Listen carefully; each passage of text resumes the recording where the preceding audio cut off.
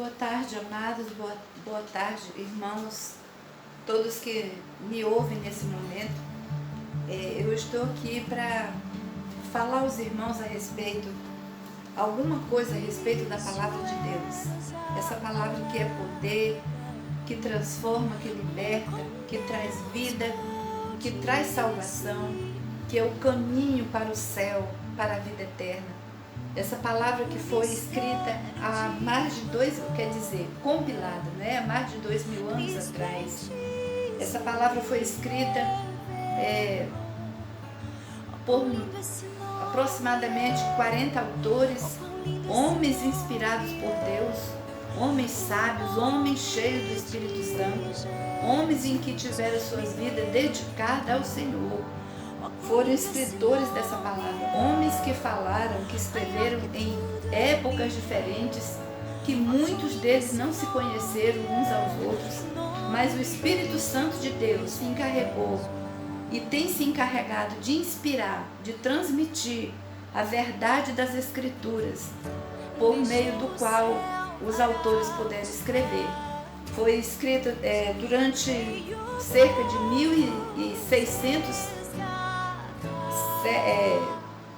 1.600 anos, se não me falha a memória.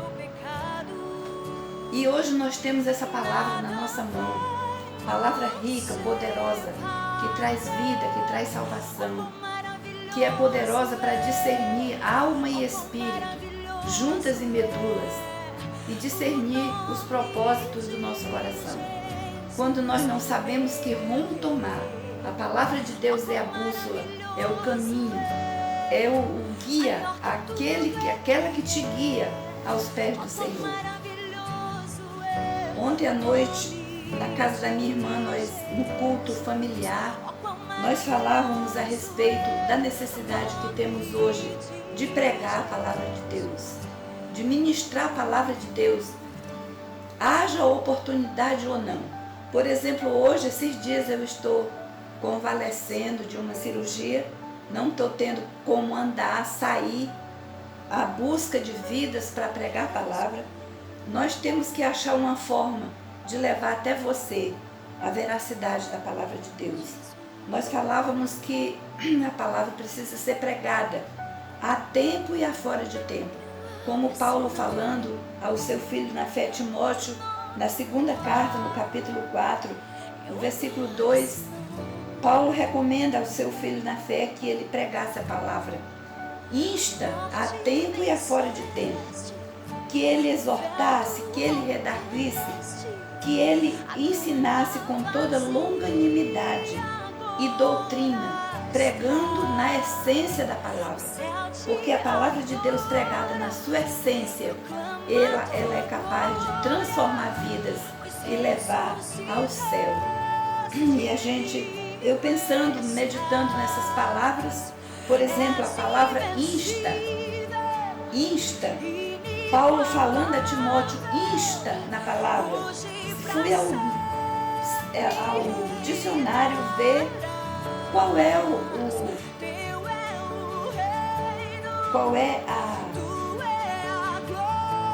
o significado dessa palavra.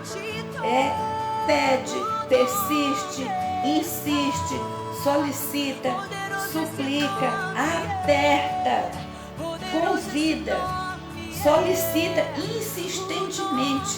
Muitas vezes nós nos envergonhamos de alguém 2, 3, 4, 5 vezes levar a palavra de Deus.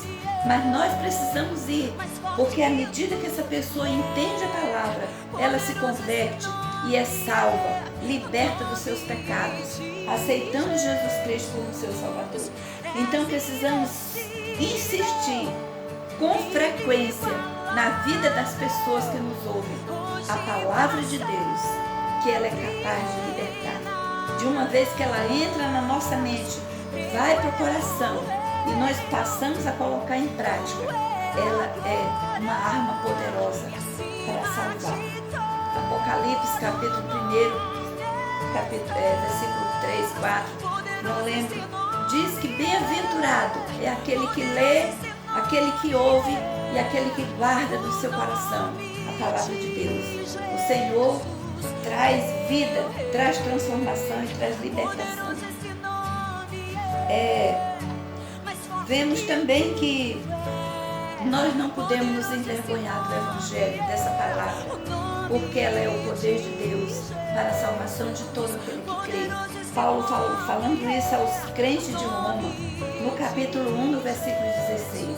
Porque eu não me envergonho do Evangelho, porque é o poder de Deus para a salvação de todo que crê. E se alguém não ouve esse Evangelho, como ele vai crer? Como ele vai se converter? Como ele vai aceitar Jesus Cristo como seu Salvador e ter os seus pecados perdoados? Como diz em Romanos capítulo 10, versículo 17, o crer vem pelo ouvir, e ouvir a palavra de Deus, de uma forma correta, de uma forma simples, de uma forma explícita, que aquele que ouve possa entender. 1 Coríntios capítulo 1, versículo 18, diz que a mensagem da cruz, a mensagem do Evangelho de Cristo, ela é loucura para aqueles que se perdem. Tem tradução que traz para aqueles que perecem, mas para nós que somos salvos, é o poder de Deus. Então esse Evangelho na sua vida, ele é o poder de Deus para a salvação, para levar ao céu, para transformar a sua vida. Ezequiel, no capítulo 1, versículo 5, diz que nós devemos, Deus falando através do profeta, que ele deveria pregar a palavra a tempo e a fora de tempo, quer alguém ouvisse ou deixasse de ouvir. Mas ele precisava falar da palavra de Deus, porque naquele dia, amados, ninguém pode ter essa desculpa de dizer eu não ouvi, porque todo mundo inteiro hoje está ouvindo a palavra de Deus, que são muitos os meios pelos quais a palavra está sendo disseminada. Se alguém não pode ir, mas existem os meios de comunicação que levam a palavra até o seu coração, quer ouça ou que deixem de ouvir.